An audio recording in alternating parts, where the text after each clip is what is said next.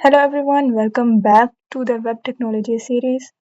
Previous lecture में हमने web servers और उसके बेसिक ऑपरेशंस के बारे में पढ़ा था।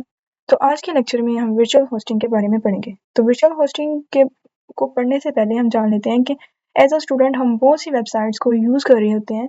तो कभी आपने ये जानने की कोशिश की कि जो इतनी सारी साइट्स को हम यूज़ कर रहे होते हैं उनको होस्ट कैसे कर रहा होता है, वो किस तरह चल रही होती हैं, किस तरह सर्वर, क्या उनके लिए बहुत सारे सर्वर्स यूज़ हो रहे होते हैं, क्या उनके पीछे क्या रीज़न है।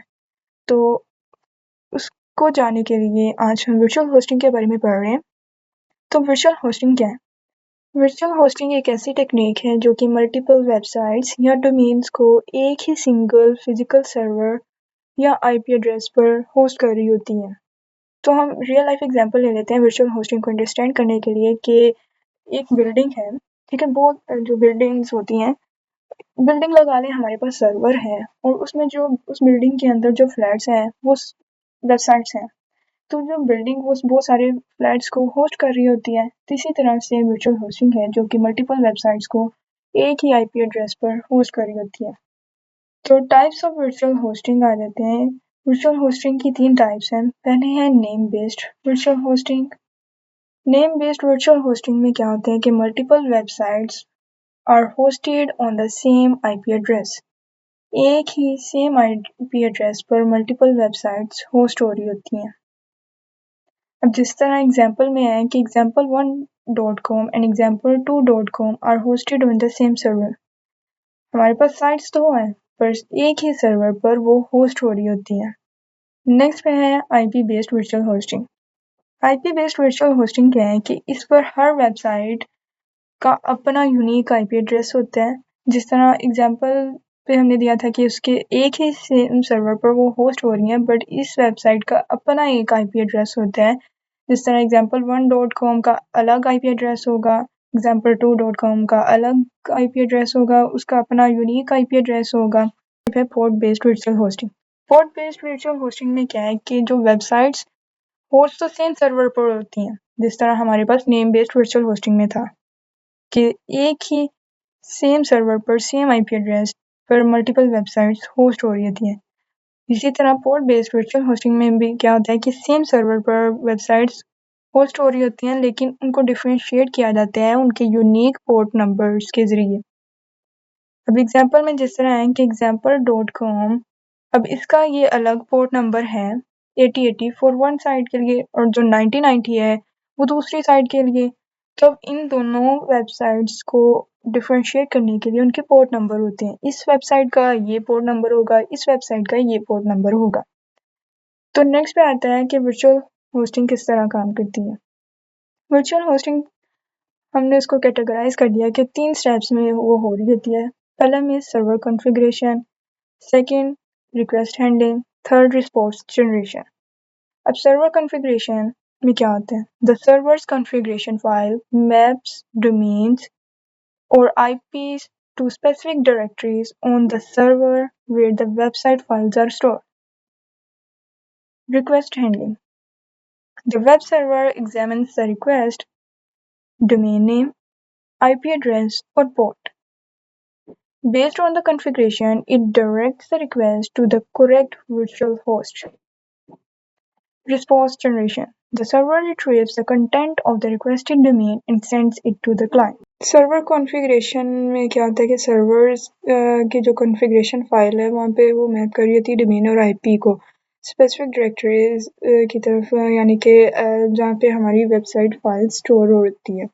ठीक है, फिर रिक्वेस्ट हैंडलिंग में आ जाता है कि जब वेब सर्वर ने उस रिक्वेस्ट को एग्जामिन किया तो बेस्ड ऑन द कॉन्फ़िगरेशन वो डायरेक्ट करती है उस रिक्वेस्ट को करेक्ट वर्चुअल होस्ट की तरफ। ठीक है, फिर जब रिक्वेस्ट हैंडलिंग हो गई तो हमारे पास रिस्पांस जनरेशन होगा, यानी कि रिस्पांस जनरेशन में क्या होगा कि जो सर्वर है वो रिट्रीव करेगा रिक्वेस्टेड डोमेन का, उसको रिट्रीव करेगा और फिर सेंड कर देगा क्लाइंट को। नेक्स्ट पे आ जाता है एडवांटेजेस ऑफ वर्चुअल होस्टिंग।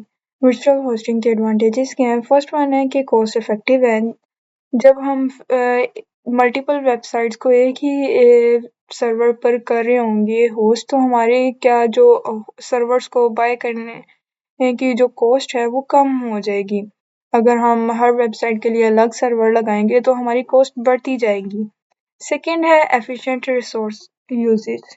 जब हम एक ही सर्वर को यूज़ कर रहे होंगे तो जो उसमें रिसोर्स यूजेज है यानी कि हार्डवेयर की यूटिलाइजेशन को ऑप्टिमाइज कर रहे होंगे।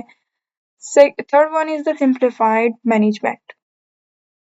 सिंप्लीफाइड मैनेजमेंट में क्या होगा कि centralised management of multiple websites, यानी कि एक ही सेंट्रल मैनेजमेंट हो रही होगी मल्टीपल वेबसाइट्स की वर्चुअल होस्टिंग में।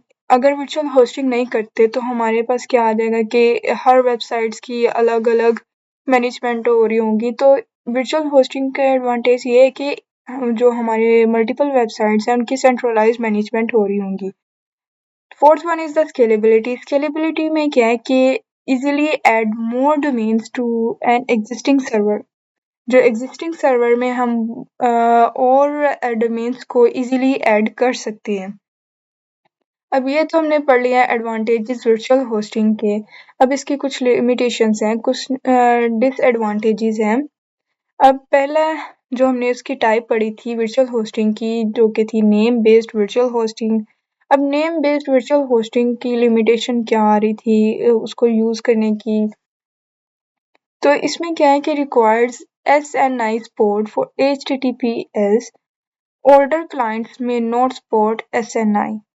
IP based virtual hosting. IP based virtual hosting में लिमिटेशन क्या आएगी कि ये limited by the number of available IP addresses. Port based virtual hosting में क्या है कि requires the users to specify the port numbers in URL, which may not be user friendly. इसमें क्या होता है कि ये यूज़र्स को रिक्वायर करता है कि वो अपने जो उनका यूआरएल है उसमें अब पोर्ट नंबर को स्पेसिफाई कर सके, जो कि यूज़र फ्रेंडली नहीं है। आज के लेक्चर में हमने वर्चुअल होस्टिंग के बारे में पढ़ा कि वर्चुअल होस्टिंग क्या है, वर्चुअल होस्टिंग की टाइप्स पढ़ी, वर्चुअल होस्टिंग कैसे काम करता है, वर्चुअल होस्टिंग के एडवांटेजेस और डिसएडवांटेजेस पढ़े। नेक्स्ट लेक्चर में हम चंक ट्रांसफ़र के बारे में पढ़ेंगे।